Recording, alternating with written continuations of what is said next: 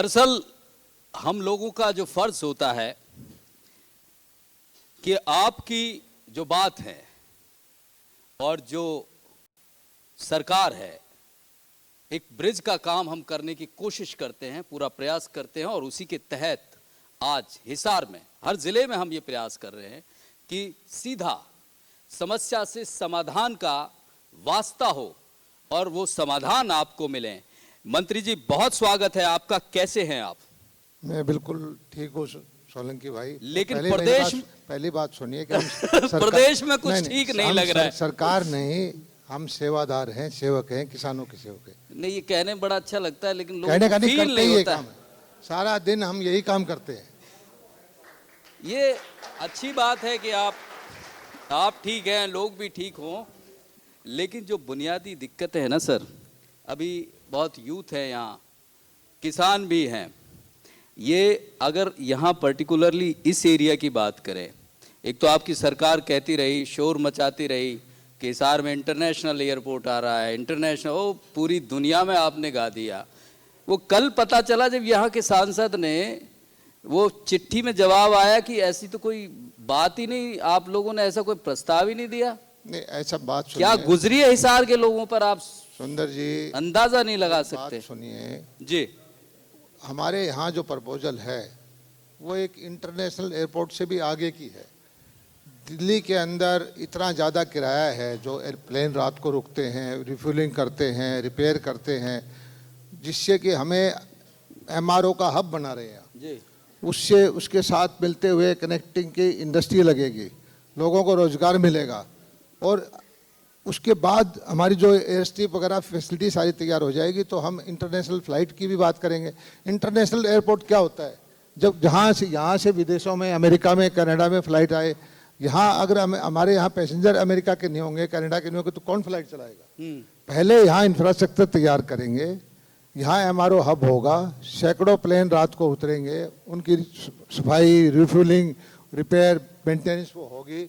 और उसके बाद जो हमारी रनवे तैयार हो जाएंगे, इंफ्रास्ट्रक्चर तैयार हो जाएगा, पैसेंजर होंगे, तो निश्चित तौर पर यहाँ इंटरनेशनल एयरपोर्ट बनेगा। पशुपालन भी आपके पास है। ये हवाई जहाज की यात्रा तो आप करवा रहे हैं, लेकिन पशुओं, आवारा पशुओं से किसान भी परेशान हैं, यहाँ शहर का नागरिक भी परेशान है। ये स्थिति, मतलब कहाँ हवा में उड़ाने की बात, जमीन के जो मसाइल है उन पर ध्यान है नहीं सर? ये सही है कि जब से हमारी सरकार आई है, हमने कोशिश की है कि गोवध ना हो।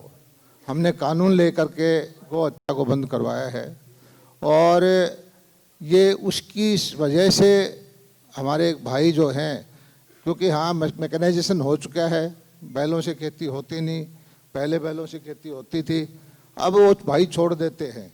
लेकिन हमने यहाँ पर हिसार के अंदर भी बहुत सारी नई गौशालाएँ बनाई हैं। 650 गौशालाएँ हैं, जिसमें 4-5 लाख गौएँ हमने यहाँ कर रखी हैं। लेकिन अभी भी 80-90 हज़ार गौवंश सड़कों पे है। हमारी कोशिश ये है कि उनको हम उसमें लेके आएँ गौशाला में। और किसान भाइयों से भी प्रार्थना करते हैं कि आप सड़क पे गौवंश को छोड़ के रात को आप सो नहीं पाते, खेत की बाढ़ करते हो, अल्टीमेटली खर्चा परेशानी आपको भी होती है। कोशिश करें कि उनको, गौ माता को या गौवंश को सड़कों पे ना छोड़ें। आप लोग कुछ नहीं करेंगे? हम कर रहे हैं। मैं बता रहा हूं कि हमने 5 लाख गौवंश को गौशाला में पिछले 4-5 साल में रखा है। राजन जी कुछ कह रहे हैं आपसे? किसानों से ये अपील का काम करेंगे मंत्री जी? नहीं, अपील तो इसलिए करते हैं, देखिए अब सरकार तो गौ माता को लेके या गौवंश को नहीं छोड़ती। बिल्कुल ठीक तो किसान भाई है, लेकिन किसान भाई जो आपसे अपील कर रहे हैं वो आप कब सुनेंगे? बिल्कुल सुनते किसानों की। फिर अब सुना है कि कल परसों 21-22 दिसंबर को पंचकुला चंडीगढ़ पहुंचने की तैयारी में ट्रैक्टर लेकर के। देखिए, शामलात की जमीन का मामला आपको पता है कि नहीं, अभी तो एमएसपी भी है, अभी तो बहुत सारे वापस भी नहीं हुए हैं। बहुत सारे मुद्दे हैं। उधर वो मेवात में भारत जोड़ो यात्रा है, और यहाँ इधर चंडीगढ़ की तरफ पूरा हरियाणा ही बांध दिया यात्राओं में। करने में कोई दिक्कत नहीं है कि छोटा किसान दिक्कत में है। और भारत सरकार के आंकड़े भी ये कहते हैं कि एक सम्मान के लिए खेती करता है, उसको कोई अच्छा लाभ नहीं होता। 27 रुपये की, 28 रुपये की उसको मजदूरी मिलती है। और इसी चीज़ को देखते हुए पिछले मोदी जी जब से आए हैं, हमने तो तरह तरह की योजना लेके आए हैं। आज मैं एक चीज़ बताता हूँ, आज किसानों को all time high price basmati धान की मिल रही है, जो इतिहास में कभी नहीं। ये भी बताइए कि आज की तारीख में एक सेकंड मेरी बात पूरी होने नहीं, दीजिए। एक सेकंड में जोड़ता चलता हूँ साथ में आपकी बात।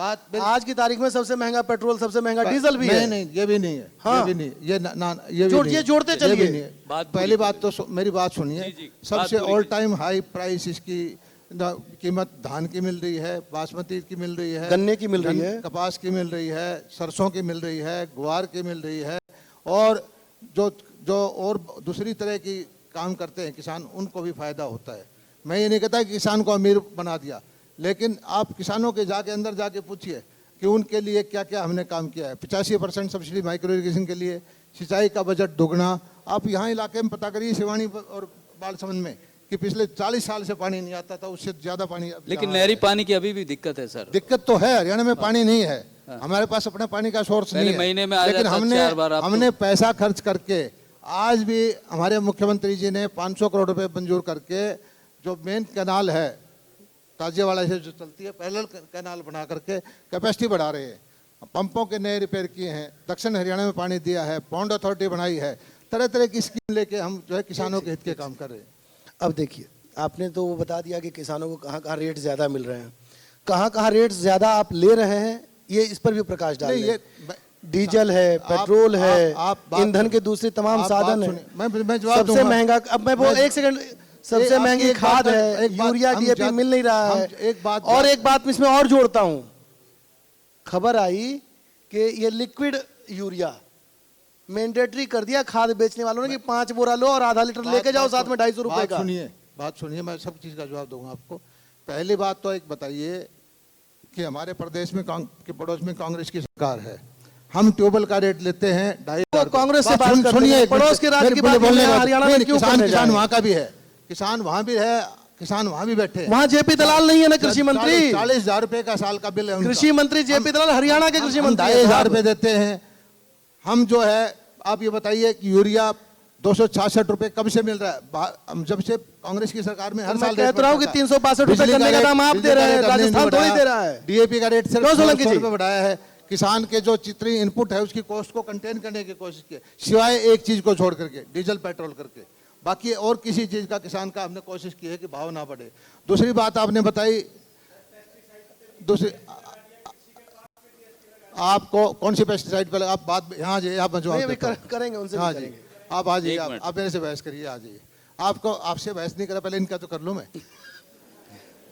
हाँ, मैं एक चीज बताता हूँ इस पे, डीएपी और यूरिया पे आज से 3 साल पहले भारत सरकार को विदेश में इंपोर्ट करने में 50,000 रुपये का घाटा होता था। इस साल 2,50,000 करोड़ रुपये का घाटा हुआ है। और अब जो हमारे वैज्ञानिक हैं देश के अंदर, उसने खोज की दुनिया में और कहीं नहीं की, नैनो यूरिया खोज की जो स्वदेशी है और सरकारी है, इफ्को ने बनाई है। हम किसानों को कहते हैं 220 रुपये का, आप इसको डाल के देखिए, क्या बुराई है इसमें? कोई गलत काम थोड़ा कर रहे हैं। हम कहते हैं, मैं खुद कहता हूं कि किसानों को, भाई आप, मैं पैसा दूंगा, आप डाल के देखो, उसमें 220 रुपए में एक 45 किलो के बोरी के बराबर 450 ग्राम का नैनो यूरिया मिल जाए, और आगे हम उनको और सब्सिडी देंगे, उसके द्वारा ड्रोन के द्वारा उनको छिड़काव कराएंगे, तो उससे किसान को फायदा होगा। किसान कहता है कि छिड़काव में लेबर लगानी पड़ती है, यूरिया तो हम खुद से यूरिया तो अपने आप छिड़की जाती है। हाँ, ना यूरिया अपने आप डल जाती है, लेकिन उसके लिए तकनीक चाहिए छिड़काव करने के लिए। नहीं, छिड़काव किसान जब पेस्टिसाइड डालता है ट्रैक्टर के द्वारा, उसमें यूरिया पानी में डाल के जो नैनो यूरिया है उससे आसानी से डल जाती है। ये जो है एक एजेंडा सेट किया जाता है कि किसान को शुरू में सही रास्ते पे ना चलने दो, लेकिन मैं कहता हूं कि नैनो यूरिया देश हित में है, किसान हित में है, स्वदेशी है, सरकारी है, और कोई इसमें गलत चीज नहीं है। ठीक है, चलिए, ये बड़ी अपील कर रहे हैं कि नैनो जो यूरिया है उसका इस्तेमाल किसान करे। एक मिनट, किसान भाइयों से प्रार्थना करता हूँ कि नैनो यूरिया डालें। अगर नैनो यूरिया का माइक दीजिएगा, एक हमारे साथ अंकित ढिल्लो हैं, उनकी भी बड़ी समस्या है डॉक्टर साहब की। मैं अपने साथियों से कहूंगा कि कृषि मंत्री के सामने बहुत सारे सवाल हैं, एक बार। हाँ अंकित जी, आप अपनी बात रख दीजिए, बड़ा वाजिब सा इशू है सर, आप इस पे गौर जरूर कीजिएगा, बहुत परेशान है जी, तसल्ली से बात बताइए। नमस्कार सर, मेरा नाम अंकित ढिल्लो है और सर मैं एचयू का पीएचडी का छात्र हूं सर। पिछले दिनों हमारा एक एग्जाम हुआ था एग्रीकल्चर डेवलपमेंट ऑफिसर का सर। सर उसमें कुछ नकल के केसेस आए थे जो हमने सरकार, ब्यूरोक्रेट्स, प्रेस एवं एचपीएससी के चेयरमैन सभी जगह दी गई है, पर हमारी अभी तक सर अनदेखी हो रही है। तो मेरे मंत्री जी से यही क्वेश्चन है कि एशिया की सबसे बड़ी यूनिवर्सिटी हरियाणा की अकेली एग्रीकल्चर यूनिवर्सिटी के बच्चों की इतनी अनदेखी क्यों हो रही है सर? पहली बात सर, 12 साल बाद पोस्ट आई, उसमें भी नकल के केसेस चले, उसके बाद ना हमें वक्त मिल रहा, ना हमारी कहीं सुनवाई हो रही। सर हम पीएचडी के रिसर्च के स्टूडेंट हैं, हम अपनी रिसर्च करें या हम प्रोटेस्ट करें सर? हमारा ये मंत्री जी से क्वेश्चन है। बैठिए, आप बैठिए, अब शांति से जवाब सुन लीजिएगा। ये मुद्दा मेरे सामने है। एचपीएससी ने एग्ज़ाम लिया, बहुत सारे बच्चे मेरे से मिले, उन्होंने कहा कि जी पैटर्न जो आया है एग्ज़ाम का वो यूपीएससी के हिसाब से है और इससे हमारे जो है हमारे मार्क्स कम आएंगे। मैंने कहा भाई सबके लिए बराबर है, सबके लिए बराबर है। वो कहते हैं जी हमारी इस चीज़ में तैयारी नहीं थी, बहुत सारे बच्चे मिले। देखिए एग्ज़ाम जो एग्जामिनर होता है वो एग्ज़ाम लेगा तो बच्चों से पूछ के नहीं लेगा और सबके लिए बराबर चीज़ है। अभी आप, मुझे पता है बच्चे मुझे कह रहे थे ये एग्ज़ाम को दोबारा करा दो, लेकिन इस तरह से आरोप लगाना कि नकल हो गई ये उचित नहीं है। और नकल होती तो हम उसका इलाज करते, लेकिन ये चीज़ है कि किसी बच्चे का पेपर अच्छा नहीं हुआ, ये पेपर अच्छा नहीं होगा तो ये कहिए एग्ज़ाम दोबारा ले लो। एक कोई मैच चल रहा है, एक टीम हार जाती है, कहते जी दोबारा मैच करा लो। ये चीज़, ये मानसिकता अच्छी नहीं है और हर चीज़ का तरीका आंदोलन का नहीं होता। एग्ज़ाम जो लिया गया सही लिया गया। कोई नकल का केस आया है तो आप बताओ, उसके खिलाफ एफआईआर कराएंगे और उसकी कार्रवाई कराएंगे। ये, लेकिन आप, मुझे पता है कि आप क्या चाहते हो। मेरे से बच्चे कई बार मिल चुके हैं, लेकिन बच्चों के मांग पे भी हर बार हमारी मर्जी के हिसाब से एग्जाम ले, हमारी मर्जी के हिसाब से सिलेबस ले, ये उचित नहीं है। समस्या कुछ और है मेरी। समस्या मुझे पता है। अच्छा, एक बार पूछ ले। किसी एक बच्चे की नहीं है सर, ये हरियाणा के एग्जाम सभी बच्चों के लिए बराबर है। ये कैसा भी एग्जाम हो, मैं कहता हूं एग्जाम सभी बच्चों के लिए बराबर है। मेरे से बच्चे मिले हैं, उन्होंने कहा जी बहुत ही सिलेबस यूपीएससी का पैटर्न आ गया, तो सब बच्चों के लिए बराबर है बेटे। सर हम तो यही कह रहे हैं कि पढ़ाई करो, ये नहीं है कि एक यूनिवर्सिटी के हिसाब से हो। सारा देश के बच्चे उसमें पार्टिसिपेट करते हैं, पोस्ट निकली है, कम्पिटिटिव एग्जाम है, एग्जाम क्वालिफाई करो। लेकिन आरोप लगाना बड़ा आसान है, हर चीज के भी आरोप ही लगा दो, इस चीज से मैं सहमत नहीं हूं। सर ये एक यूनिवर्सिटी की बात नहीं है, ये हरियाणा के स्टूडेंट्स की बात है सर। ये एचपीएससी का एग्जाम था, हरियाणा एडीयू की भर्ती थी, हरियाणा के इसमें सर 50 बच्चे भी नहीं लग रहे। हम एक यूनिवर्सिटी की बात नहीं कर रहे हैं, हम हरियाणा स्टूडेंट्स। अभी लगने का मुद्दा कहां से आया? कौन सा? अभी तो एग्जाम हुआ है। अभी एग्जाम सर आंसर की आ चुकी है। देखिए भाई बात सुनो, आप भारत में ऐसा कोई प्रांत नहीं है जो ये कहे कि हरियाणा क्लास 1 क्लास 2 की नौकरी हरियाणा के बच्चों की कराएंगे। कोर्ट इसको नहीं मानेगा। आपके पेपर अच्छे नहीं हुए, मुझे आपसे सहमति है, और अगली बार तैयारी ज़्यादा करो, अच्छे पेपर दो, आपका सिलेक्शन होगा। स्टूडेंट्स में हरियाणा एग्रीकल्चर यूनिवर्सिटी के स्टूडेंट्स में ऐसी क्या कमी है सर? मेरी ऑल इंडिया 39 रैंक है सर। आपकी 39 रैंक है तो आप टॉप कर सकते हो। आपके एग्जाम में आपको ये नहीं हो, एग्जामिनर पे और कमीशन पे आप चैलेंज नहीं कर सकते। अगर आप टैलेंटेड हो तो इस देश में एक रास्ते 100 रास्ते खुले हुए, आपके रास्ते बंद नहीं होते। लेकिन एग्जामिनर और सरकारें और कॉम्पिटिटिव एग्जाम आपकी मर्जी से नहीं हो। अब हमने आपकी बात रख दी, आप बैठिए। अभी कुछ किसान है वो भी बात अपनी करेंगे। एक बार उधर पीछे अनिल माइक दे दीजिए। अनिल भाई बात करेंगे आपकी अंकित जी। आदरणीय मंत्री जी प्रणाम। सर मेरा सवाल है ये है कि जो सोलर प्लेटों के लिए सब्सिडी के लिए फार्म भरवाए गए थे, राशि जमा हो गई थी किसानों की, लेकिन कुछ कंपनियां मैदान से हट गई है और अभी तक वो पेंडिंग है, इसके बारे में है। दूसरा, कुछ नाले हैं जो जैसे मैं बचपन में 8 साल का था, हमारे गांव में एक नाला बना था और वो पक्के नाले अब टूट गए हैं, पानी रिसाव हो रहा है। जो अंतिम किसान है, अंतिम छोर पर है जिस किसान का खेत, वहां पर पानी नहीं पहुंच रहा है सर। इसके बारे में कोई योजना हो तो इसके बारे में। कौन से इलाके की बात कर रहे हैं? मैं आदमपुर साइड से आता हूं सर। और एक सर, कोई जो ये नील गायें हैं नुकसान करती है काफी गांव। वो मंत्री जी जवाब दे चुके हैं उसका। ये होगा मंत्री जी। चलो सर, ये दो क्वेश्चन क्या आपका भाई, क्या अनिल, क्या शुभ नाम था आपका? मेरा भूराराम है सर, भूराराम। अच्छा, भूराराम जी। पहली बात तो मैं आपको बताऊं कि हरियाणा के अंदर पानी का संकट है, इसलिए हम योजनाएं लेके आए कि भाई उधर जो उत्तर हरियाणा में धान कम करें, उसको 7,000 रुपये देंगे, पानी बचाएं। दूसरी योजना हम लेके आए कि पूरा जो है माइक्रो इरिगेशन करे 85% सब्सिडी देंगे।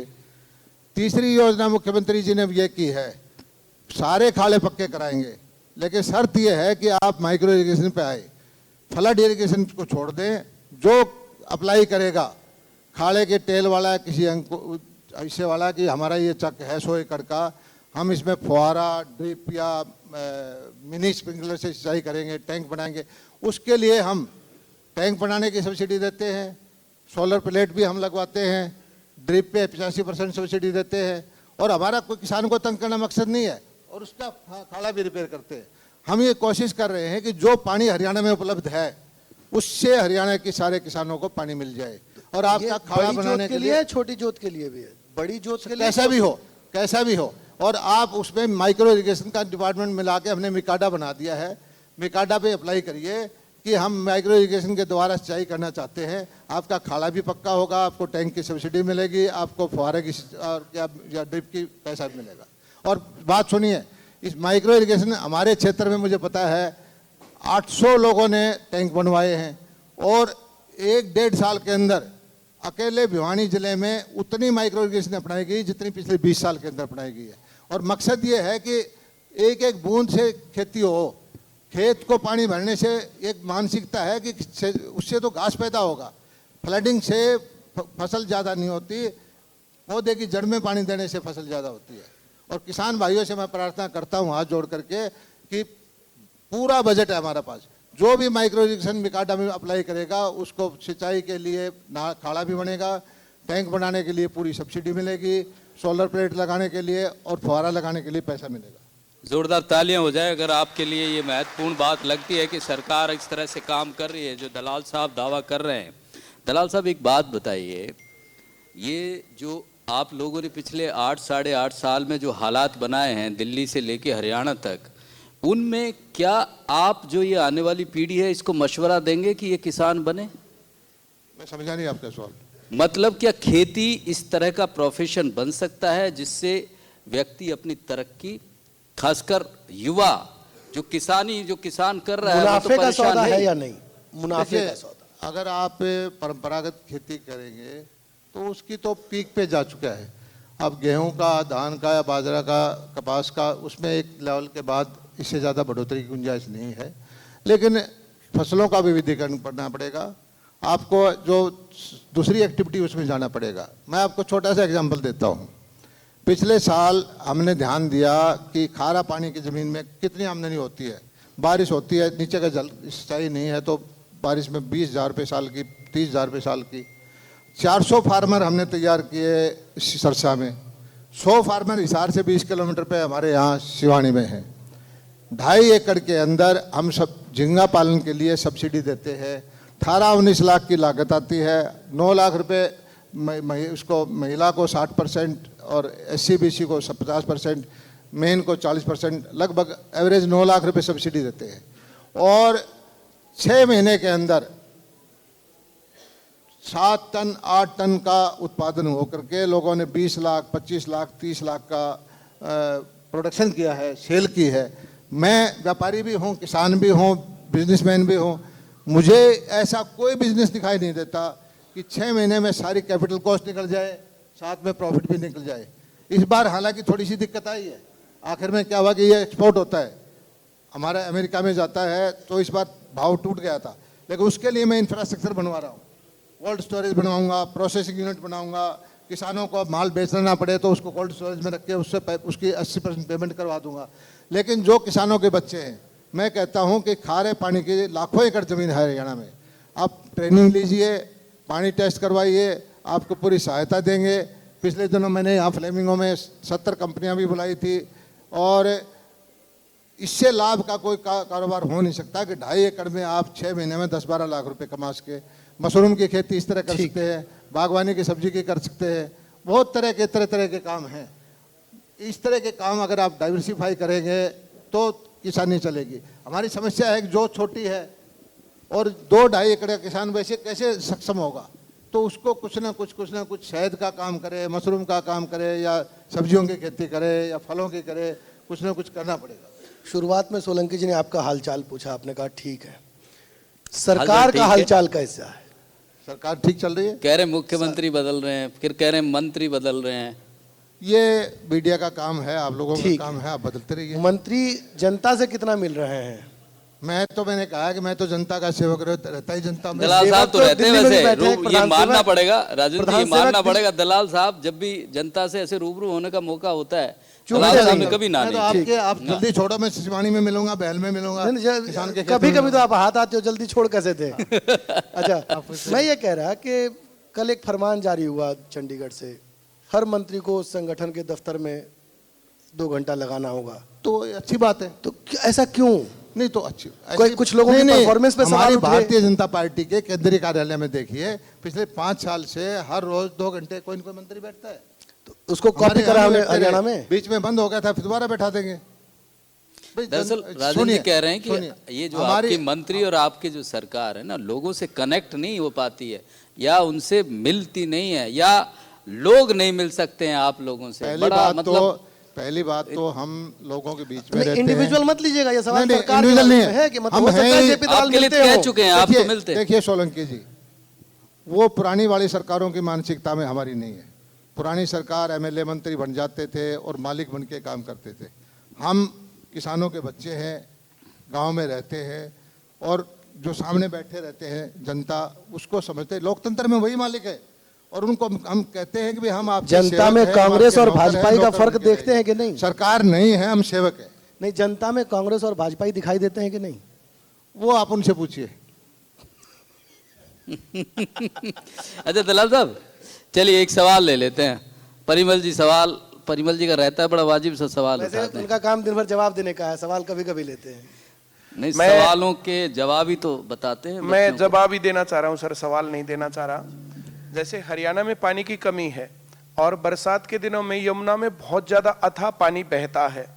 अगर उस टाइम पर उस पानी को, जहां पर पानी की कमी है, जैसे जो डार्क जोन है, वहां के तालाबों को सिंचित किया जाए नहरों को से कनेक्ट करके, तो पानी की समस्या से एक हद तक जो है ये मामला सही हो सकता है। क्योंकि यमुना में उस टाइम पर इतना पानी बहता है और वो जो आसपास के गांव भी जो है डूबने के खतरे पर आते हैं। अगर सरकार इस पर जो है थोड़ा सा ध्यान दे तो 10-5 साल के अंदर दलाल फिर साहब, हरियाणा ध्यान में है एक कि काम इसमें? हो मैं सकता बताता है। हूँ परिमल जी, इस तरफ हमने पूरा ध्यान दिया हुआ है। हमने पौंड अथॉरिटी भी बनाई है, रिचार्जिंग के अटल भूजल योजना भी बनाई है। और आप एक चीज़ को समझिए, पानी जब चलता है ये ताजेवाला से, यमुना से, तो हमारा फ्लो से पानी आ जाता है मैक्सिमम हिसार तक, भिवानी तक, झज्जर तक। उसके बाद पानी को आगे जहाँ पानी की ज़रूरत है, ये एक ऐसे पॉइंट पे आ जाता है जहाँ जल भराव हो जाता है, वहाँ हम पानी नहीं भर सकते। ये फ्लडिंग का एरिया आ जाता है। पानी जहाँ आगे, जहाँ से उठना शुरू, उसके बाद सारा पानी लिफ्ट इरिगेशन है। मेरे क्षेत्र में पानी जाता है, आपको मालूम हो या ना हो, 8 बार 10-10 फुट पानी उठाना पड़ता है, उसको 80 फुट उठाना पड़ता है। और मेरे यहाँ जो साउथ हरियाणा में हम पानी देते हैं, इतना बिजली का खर्चा है, इतना मेंटेनेंस का खर्चा है कि दूध के भाव किसान को पानी देते हैं, किसान को फ्री पानी देते हैं। हम कोई एहसान नहीं कर रहे, हम किसान मेहनत करता है, हमारे जीडीपी में हिस्सा है, अनाज पैदा करता है, लेकिन उस पानी को जितनी नीचे ऊपर कैपेसिटी है 10,000 क्यूसेक की, और नहरें 10 से 8, 8 से 7 करते करते हमारे यहाँ जाती 400-500 क्यूसेक। हम बारिश में 500-6 महीना चला के रखते हैं। कभी भी हम कोशिश, हम पहले नहीं होता था ये, लेकिन मुख्यमंत्री मनोहर लाल जी आए हैं, आपको पता होना चाहिए कि 500 करोड़ रुपए के तो पंप बदलवाए हमने, ट्रांसफार्मर नहीं रखवाए, नहीं सर, नहरों को साफ बात किया। जो है ना, जैसे और पानीपत का एरिया है, सोनीपत का एरिया है, जैसे करनाल है, वहां पर भी डार्क कम्युनिटी जोन है। साइट सर पंचायतों की जमीन देख देख के तालाब खुदवाए हैं, उन तालाबों में भरते हैं। आप पता करो नारनौल, महेंद्रगढ़ और जाके इस नांगल चौधरी के इलाके में उन नदियों में, तालाबों में कितने सालों के बाद पहली बार पिछले 2-3 साल से पानी भरा है। आपका सुझाव अच्छा है, लेकिन हम इसमें पहले काम कर रहे हैं। सर जैसे जो है ना, जो अब मैं तो हमारे एरिया में भी थोड़ा सा मेहरबानी कर दीजिए। जैसे सोनीपत है, पानीपत है, पानी बिल्कुल जो है ना टीडीएस बहुत ज्यादा हाई हो गया है। इसी कारण से जो अगर वहां तक पानी लिफ्ट भी नहीं करना पड़ेगा, सोनीपत, पानीपत, करनाल, जहां पर बहुत ज्यादा टीडीएस जो है बहुत ज्यादा नीचे पानी जाने के कारण जो है ग्राउंड लेवल वाटर बहुत नीचे चला गया। नहीं, वो देख लीजिए आप जो है, हरियाणा जैसे के अगर वो- अंदर मैं किसी मंत्री हूँ, मुझे सारी जानकारी है। बहुत सारी समस्याएं हैं। 5-6 लाख एकड़ जमीन तो ऐसी होगी जिसके अंदर बिजाई नहीं हो रही। अब उसमें हमने शैलो ट्यूबवेल लगाए हैं कि उस पानी को, अगर वो पानी यूज करने लायक है तो उसको नहर में डाल दो, हमारे दक्षिण हरियाणा में ले जाओ। अगर वो पानी खारा है तो उसको ड्रेन में डाल करके फ्लडिंग में जमुना में डाल दो। तो इसको ज़मीन को ठीक करने के लिए इसको ठीक कर रहे हैं, और वो सलाइन वाटर है, अगर यूज करने लायक है तो नहर में डाल के आगे ले जाते हैं। पिछले 25-30 साल में सिर्फ 20,000 एकड़ ज़मीन ठीक की थी। एक साल में हमने 20,000 एकड़ ज़मीन की, अगले साल 50,000 एकड़ ज़मीन ठीक चलिए, करेंगे। बधाई के पात्र हैं आप। हम लेकिन काम सर- कर रहे हैं और काम का असर किसान को दिखाई लेकिन सर देगा। एक सवाल आता है, ये जब आप एक मिनट, जैसे यूरिया की कमी हर टाइम पर रहती है सर। मैं जो है जैसे ये जो है अगर किसानों को थोड़ा सा ऑर्गेनिक फार्मिंग की तरफ प्रेरित किया जाए कर रहे हैं तो उस पे ज्यादा काम बेटर हो सकता हमने है। प्राकृतिक खेती की तरफ ध्यान दिया है और किसान भाइयों से प्रार्थना की है कि कम से कम अपने सेल्फ यूज के लिए 1 एकड़ आधा एकड़ आप प्राकृतिक खेती करें। हम उसको जीवामृत, घनामृत जो भी है, बीजामृत बनाने की विधि सिखाते हैं। हमने 3 जगह हरियाणा में ट्रेनिंग शुरू कर रखी है और सारे ड्रम के जो पैसे फ्री ऑफ कॉस्ट देते हैं। और जो एक खेती करेगा, हमारी मेरी फसल मेरा ब्यौरा पे चढ़ाएगा, उसको देसी गाय के लिए 25,000 रुपये भी देते हैं कि एक गाय के गोबर से आप अपने लिए तो खेती करिए। हर चीज़ में थोड़ा थोड़ा हम कर रहे हैं। जमीन नहीं है, वो अगर ऐसी खेती करना चाहे तो क्या उसको जमीन भी मुहैया युवाओं कराएंगे? के लिए मैं अभी बीसी साहब से कंबोज नहीं, कोई लैंड बैंक भी है ऐसा हमारे आपके पास। सामने बात कर रहा था, युवाओं के लिए भी गुंजाइश है। अब टेक्नोलॉजी का ज़माना आ गया। आज खेती, अब ये भाई ये कह रहे थे कि ये नैनो यूरिया है, छिड़कने में दिक्कत है। मैं कहता हूँ कि आगे आने वाले 5-7 साल में नैनो यूरिया ही छिड़की जाएगी। बीसी साहब से कहा है कि हमारे नौजवान बच्चों को ड्रोन की ट्रेनिंग दे दे, ये सर्टिफिकेट दे देंगे तो 10 लाख का ड्रोन, उसको 50% में सब्सिडी दूंगा और वो सारे ठेके पे जाके उसको रोजगार मिल जाएगा और उसको किसानों को फ्री में नैनो यूरिया छिड़की जाएगी।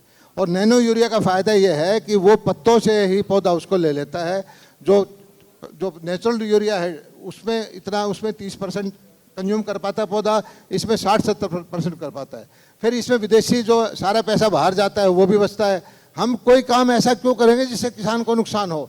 लेकिन हमारे कुछ भाई हैं जो भड़काने में लगे रहते हैं कि 220 रुपये का एक कट्टे के बराबर नैनो यूरिया दे रहे हैं, 450 ग्राम है, जेब में डाल के ले जा सकता है, पानी की बाल्टी में डाल के ट्रैक्टर से भी स्प्रे कर सकता है, ड्रोन से कर सकता है। आसान चीज़ है, लेकिन किसी भी दलाल साहब- परंपरा को बदलने में टाइम लगता है। दलाल साहब इतना सारा आप काम कर रहे हैं, पर जैसे अभी वो जिला परिषद, उसमें तो आपको मुंह की खानी पड़ी, और मोदी सरकार की इतनी सारी बातें आप लोगों की होती हैं, ऐसा हिमाचल में भी मुंह की खानी पड़ी आप लोगों को।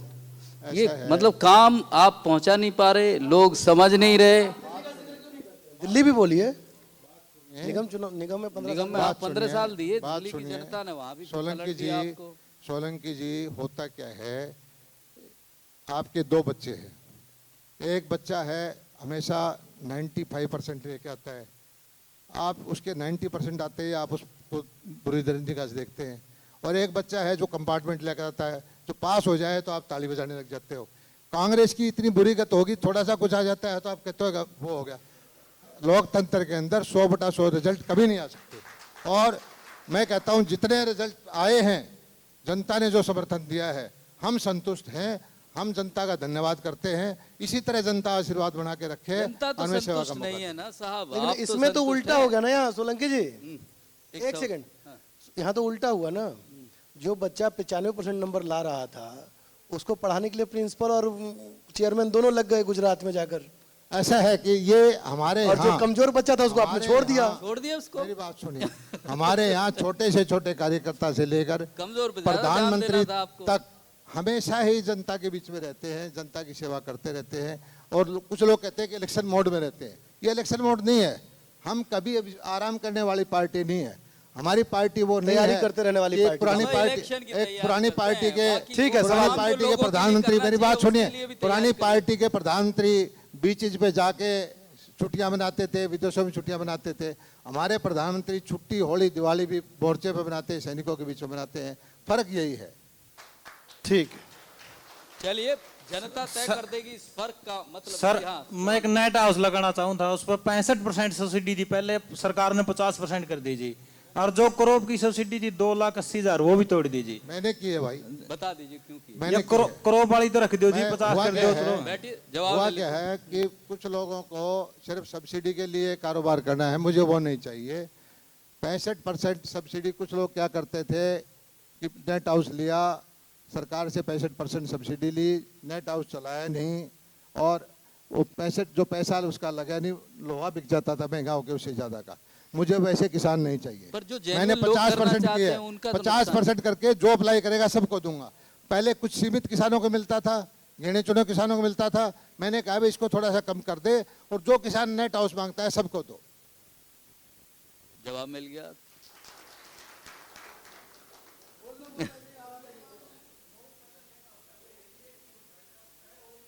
मैं आपको अकेले को नहीं कह रहा, ऐसी शिकायतें आई हैं, लेकिन आप सब्सिडी के लिए व्यापार कर रहे हो या खेती करने? 50% सब्सिडी कम होती है क्या? 50 जमीन का मुद्दा ना उठाओ, 50% सब्सिडी 8-10 लाख में से मिल जाए, कम होती है क्या? ठीक है, एक सवाल और लेते हैं फिर आगे बढ़ो। सर मेरा आपसे सवाल नहीं, मेरी आपसे एक रिक्वेस्ट है। किसान क्रेडिट कार्ड पर किसान को 3 लाख रुपए तक कम ब्याज पर पैसा मिलता है। सर मेरी आपसे हाथ जोड़ के रिक्वेस्ट है उसको 8 लाख करने की भाई ये कृपा मुद्दा भी करें, मेरे संज्ञान में है। ताकि किसान साहूकार के चुंगल से बच सके। एक बात सुनिए भाई, आप क्या शुभ नाम आपका? धर्मपाल बैनीवाला जी, गाँव रायपुर। बेनीवाल साहब, कितनी जमीन है आपके पास? 2.5 एकड़ है जी। 2.5 एकड़ में किसान क्रेडिट कार्ड खाद बीज और लागत के लिए है। फसल के लिए कितनी लागत आ जाती है आपकी? वो तो सर सुनिए, हम लागत के लिए, ये फसली ऋण है, फसल की लागत के लिए ऋण देते हैं। ये नहीं कि आपको कर्जे के जंजाल में उस पैसे के लेके आप और कहीं शादी में लगाओ या और किसी काम में लगाओ।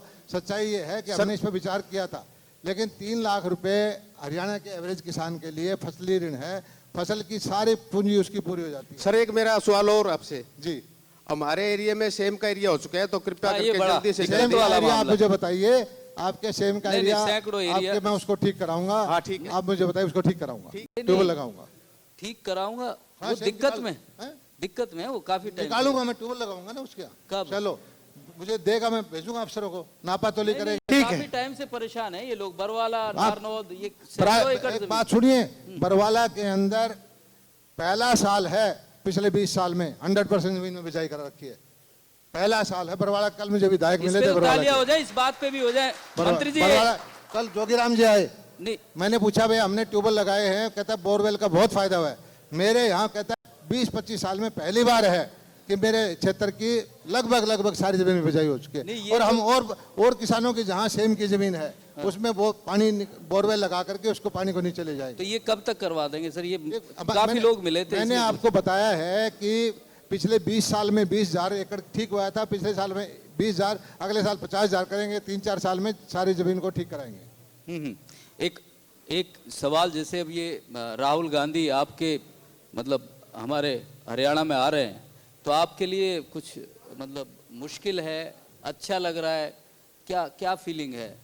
राहुल गांधी की भारत जोड़ो देखिए, यात्रा वैसे हरियाणा तो में। हर पार्टी को जनता में जाने का हक है, अपने अपने तरीके से जनता से समर्थन मांगने का हक है, और मैं राहुल गांधी जी यात्रा कर रहे हैं इसका स्वागत करता हूं, क्योंकि राहुल गांधी जी विदेशों में पढ़े, सिक्योरिटी में पले, उनका जीवन शैली दूसरी थी, उनको मौका नहीं मिला भारत को देखने का।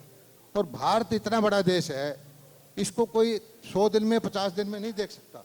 कम से कम हमारे को, मुझे मैं 66 साल का हो गया, मैं 10-15 साल भारत के गांव में गली गली में घूमा हूँ। राहुल गांधी जी को भी कम से कम 5-7 साल तो घूमना चाहिए। इससे काम नहीं चलेगा, भारत नहीं जुड़ेगा इससे। नहीं, 150 दिन से काम नहीं चलेगा। कैसे काम चलेगा, वो भी सलाह मशवरा दे दीजिए कांग्रेस सलाह को। मैं बता दो दिया, 5-6 महीने लग, मैं 5-6 उसकी साल पार्टी में नहीं हूँ, लगाना मैं अपने विचार प्रकट कर सकता हूँ। नहीं, आपको इतनी कम से कम सहानुभूति 10 है साल कांग्रेस से। अच्छी बात है, उनको घूमना ही चाहिए। लेकिन क्या हरियाणा के नेताओं के बच्चे, बीजेपी के नेताओं के बच्चे विदेश में नहीं पढ़ते हैं? नहीं नहीं, आप राहुल गांधी का विदेश से तुरंत जोड़ दे रहे हैं साहब। बात यह है कि हरियाणा के बच्चे विदेशों में पढ़ते हैं, अगर उनको प्रधानमंत्री विदेश में पढ़ते हैं, यहाँ दिल्ली हरियाणा में चुनाव लड़ते हैं, देखिए विधानसभा में पहुंच जाते हैं। जो किसी भी पार्टी का, हमारे मानसिकता के लोगों में नेता होता है, आपने पहुंचाया मेरी बात विधानसभा तो में बात भी पूरा आप- करने दें। उनसे अपेक्षा होती है कि वो बहुत कुछ जानकारी रखता हो, देश को समझता हो, उसमें लियाकत हो, मेहनती हो। हमारे हरियाणा के बच्चे अगर विदेश में पढ़ के भी आए हैं और नेता बनना है, मुख्यमंत्री प्रधानमंत्री बनना है, तो गली गली में घूमना चाहिए। चलिए एक आखिरी सवाल ले लेते हैं समीक में। हाँ। सर जी राम राम। सरकार ने बागवानी बीमा योजना लागू कर रखी है जी, अब तक 2 साल हो गए जी। पिछली साल भी हमने फिर से बता, कौन सी योजना का? बागवानी बीमा योजना। वैसे तो फसल की सारी बेटे, योजना है। बागवानी बीमा योजना पिछले साल लागू की है, इस साल से पोर्टल खुल गया है। 30,000 रुपये देते हैं उस पर, 30,000 रुपये और 40,000 का बीमा है, 750 रुपये 1,000 रुपये में। और अब जो है इससे अब आपने इस सब्जी में आपका अगर कोई दिक्कत आएगी तो मैं नाम ही नाम है जी। 2 साल हो गए फसल में, बागवानी में, किन्नू में बहुत ज्यादा नुकसान है जी। बेटे पिछले मेरी बात साल भी सुनिए, था। पहले एक बात सुनिए। पूरे देश में बागवानी का बीमा करने वाला हरियाणा पहला प्रदेश है, और ये बीमा करने वाला हम सरकारी खर्चे पे कर रहे हैं। नाम ही नाम है जी। मान ले इस योजना का नाम ही नाम है जी। मान ले उसमें किसी ने मिलता तो कौन जी 2 साल तक अभी तो हर पोर्टल किसान पे का डाला है नुकसान हमने, अभी पोर्टल चालू किया है। आप 750 रुपये प्रीमियम कराओ। डीजी साहब से पिछली साल मिला था जी। मेरे इस साथ बार आके मिलो, मैं आपका डलवा दूंगा। पिछली साल मिले थे जी। पोर्टल चालू करवा दूंगा। ये हर सही किसान का ये फिलहाल नुकसान है जी। 1 साल पहले हो गया, 1 साल ही हो गया। आशा है ये ऐसा। तो नाम ही हो गया जी। इस योजना मैं का तो आपको नाम ही है। बताया भाई, मेरी बात सुनिए। हरियाणा सुन लो। पहला प्रदेश है जिसने बागवानी बीमा योजना की। नहीं, वो कह रहे जमीन पे नहीं है। उसको इंटीग्रेट कर रहे हैं। उसको ये देख रहे हैं कि मेरी फसल मेरा ब्यौरा पे बाग बनाने वाले के जमीन चढ़ाए। साल की एक तो पैदावारी है जी। सिस्टम वो बनाने में तबाह थोड़ा हो गई जी, टाइम जमींदार लगता है। है। सिस्टम बनाने में थोड़ा टाइम लगता है। आपका इस साल बीमा होगा। हो जाएगा, इस बार हो जाएगा। नहीं होगा तो हमें पकड़ लेना, हो जाएगा। बस आखिरी सवाल ले लेते समीक में। अंकित भाई, ये मेरा आपसे सवाल- बात हुई ना, इसके बाद हम तसल्ली से मिलेंगे। मेरा सवाल मीडिया से है। जो सवाल आपने मंत्री जी से किया था कि गोवंश सड़कों पे घूम रहा है, तो मैं एक गौशाला का प्रधान भी हूँ और जीव रक्षा का राष्ट्रीय संयोजक भी हूँ। तो आपने किसानों का कोई सम्मेलन आज तक क्यों नहीं किया? उसके बारे में पॉजिटिव दिमाग किसानों को क्यों नहीं किया? वो दूध पीते हैं और उसी गाय को सड़क पर छोड़ते हैं, और उसी गाय का यही जो तो बच्चा मंत्री जी है अपील या कर रहे हैं। बच्ची 6 महीने की हो जाती है मैंने या हाथ जोड़ के प्रार्थना की है कि दूध किसान देना भाई बंद से- कर देती है, तो उसको कुत्ते के हवाले कर देते हैं। बहुत अच्छी बात कही। खेतों आप में लोग हिरणों को, हो जाए रोजों तो को दिक्कत गोली से मरवाया जाता है, मोरों को बंदर मारते हैं, उसको कोई नहीं बचाता। क्यों नहीं जीव रक्षा पर आप प्रोग्राम नहीं करते? करेंगे, आपको दे दे। प्रोग्राम, ऐसा प्रोग्राम भी आपको मीडिया को किसानों से करना यही चाहिए। प्रार्थना की हमने। यही प्रार्थना कर रही है सरकार भी। और हम नहीं भी। सर, इसीलिए ये तो पूरा आप सरकार लोगों नहीं को कर बुलाया है। सकती जब ये तक सारी किसान चीजें खुद आप- नहीं करेगा। देखिए आपको जब सीधा तक खुद किसान नहीं करेगा, अगर 3 महीने की बच्चा या बच्ची है, सरकार थोड़ी ले जाएगी, उसको किसान ही पालेगा। उसी को शहर के अंदर छोड़ते या सड़क पर छोड़ते, हमारा कुत्ते खाते हैं उसको। अगला कार्यक्रम इसी पे होगा। या आपको अगर पूरा यहाँ भरोसा- गौशाला में छोड़ हम दे, भरोसा या दिलाते हैं घर और पे- मंत्री जी भी रहेंगे उसमें। उसको ना ही तो गौशाला में देते हैं, चलिए। उसको सड़क पर छोड़ते हैं मरने के लिए, और हिरणों को, नील गायों को गोलियां से मरवाते हैं। इस पे आप सवाल क्यों नहीं करते? करेंगे। आप भी जागृति लाओ, हम भी लाएंगे। मीडिया वाले सबका पहले लेके सबका सबका धन्यवाद। सबका प्रयास। ठीक है। सर एक आखिरी सवाल। आएंगे। जितना मर्जी पूछिए आप। नहीं, कितनी उम्मीद है आपको? क्योंकि आप 47 से 40 हो गए। 2014 में 47 थे, 19 में 40 हो गए। अब कितने 20 होंगे, 18 होंगे, कि या कुछ बढ़ जाएंगे? हम देश में 2 से 3, 350 पे भी तो हुए ना। दूसरी बार में आप लोग हरियाणा की बात कर रहे हैं, यहाँ तो हरियाणा कम में- होते गए ना। हरियाणा में भी हम सहयोगी पार्टी होते थे। दो योजना से सरकार बना रहे हैं, तीसरी योजना से फिर सरकार बहुमत से बनाएगी, अच्छा, इस बार बहुमत से बनाएंगे निश्चित तौर पर। इन दुष्यंत ये जेजेपी के साथ तो नहीं लड़ेंगे? वो फैसला मेरा नहीं है, वो पार्टी का है। चलिए, बहुत शुक्रिया। जेपी दलाल सूबे के